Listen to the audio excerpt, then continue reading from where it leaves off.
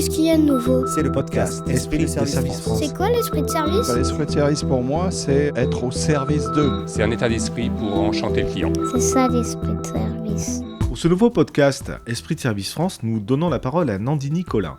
Nandini Collin est directrice RSE et RH du groupe France Bonhomme. Elle est également déléguée à l'international et à la RSE au sein d'Esprit de Service France et engagée depuis plusieurs années sur différents travaux au sein de l'association. Rencontre. Bonjour, merci beaucoup de m'accueillir et ravie d'avoir l'occasion de soutenir Esprit de Service France. Alors comme vous me l'avez demandé, pour vous dire quelques mots sur qui je suis indienne, j'ai travaillé dans 5 pays, j'ai couvert plusieurs continents. J'ai plus de 30 ans d'expérience dans des grands groupes internationaux, français et anglo-saxons. Et au fond, moi, ce qui m'a animée pendant toutes ces années et qui continue de m'animer, c'est la conciliation entre la performance économique et la performance humaine. Et c'est la seule qui permet, à mon avis, d'avoir une croissance durable. Qu'est-ce qui vous a décidé à devenir adhérent à Esprit de Service France ? Alors, moi, j'ai toujours été engagée dans des associations professionnelles. Et ces engagements, c'est souvent des questions de rencontres, en fait, des histoires de rencontres. J'ai rencontré la présidente d'Esprit de Service France, Maryse Jurinville, lors de la dernière visite en France de Vinit Nayar, l'auteur du fameux livre « Employees First, Customer Second ».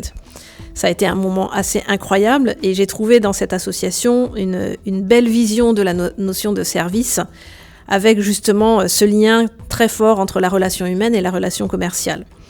Je trouve qu'il y a dans cette association un bon équilibre entre action et réflexion, qu'il y a une grande coopération aussi entre monde de l'entreprise et monde académique, ce qui est à mon avis essentiel. Et il y a aussi cette capacité à pouvoir finalement exprimer tous les points de vue en grande confiance. Moi, je l'ai expérimenté lors des travaux sur le rapport Voyage au cœur du management. Je me souviens encore des focus group avec certains de nos adhérents où il y avait une liberté de ton qui était assez extraordinaire en fait et qui nous a permis de produire un ouvrage de grande qualité. Et je pense que cette écoute, c'est absolument essentiel pour une association. C'est ce qui m'a donné envie d'y être et c'est ce qui me donne envie d'y rester et de continuer à contribuer. Qu'est-ce que l'association peut vous apporter et qu'est-ce qu'elle peut apporter à une organisation ? Moi, j'ai un souvenir, c'est la convention d'Esprit de Service France de juin 2021. On est juste après le Covid. On a choisi d'appeler cette convention « Rebondir ». Et j'ai proposé à Maryse de faire intervenir Guy Mamoumani, qui est le coprésident du groupe Open, une entreprise de services numériques, extrêmement engagé sur le numérique durable, sur les questions de diversité, et extrêmement engagé, bien sûr, sur cet esprit entrepreneurial aussi dont on a besoin pour rebondir après le Covid.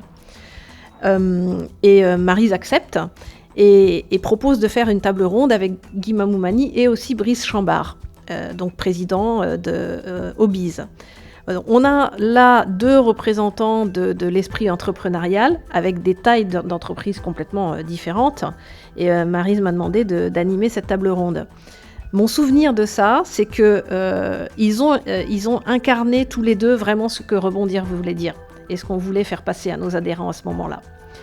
Donc, l'association, ce qu'elle peut apporter, c'est ça. C'est dans un monde qui bouge en permanence, c'est confronter des regards, amener des regards complémentaires. Il y a eu une espèce d'alchimie entre Brice Chambard et Guy Mamoumani qui était assez extraordinaire, très complémentaire. Et on est ressorti de là en se disant oui, on a envie d'y aller et on va rebondir. On est convaincus. C'est ça ce que cette association peut apporter. Quels sont les thèmes, les sujets que vous voudriez voir portés par l'association ? Alors, à l'heure où on se parle, la COP27 vient de s'ouvrir.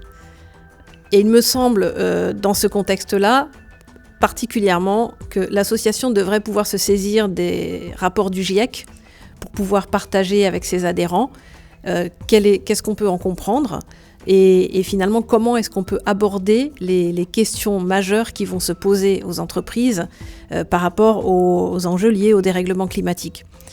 3 questions qui me semblent, moi, fondamentales, qui sont l'impact de ces sujets-là sur l'agenda ressources humaines, non pas au sens fonction, mais au sens de la ressource en tant que telle, puisque s'adapter au monde de demain dans le contexte dans lequel on est, ça veut dire changer les comportements, ça veut dire changer aussi les compétences, adapter les compétences, ça veut dire aussi beaucoup d'impact sur les emplois, sur les questions de santé, de bien-être au travail, des questions d'organisation du travail.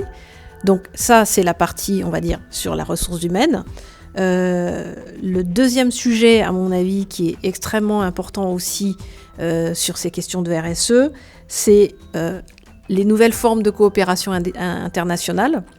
On a bien vu les limites de la dépendance des chaînes d'approvisionnement à tel ou tel pays.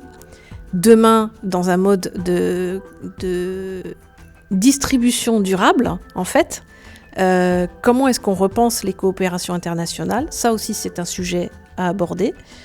Et enfin, un sujet qui est au cœur de ce que fait l'association, c'est quoi le service durable de demain, en fait ?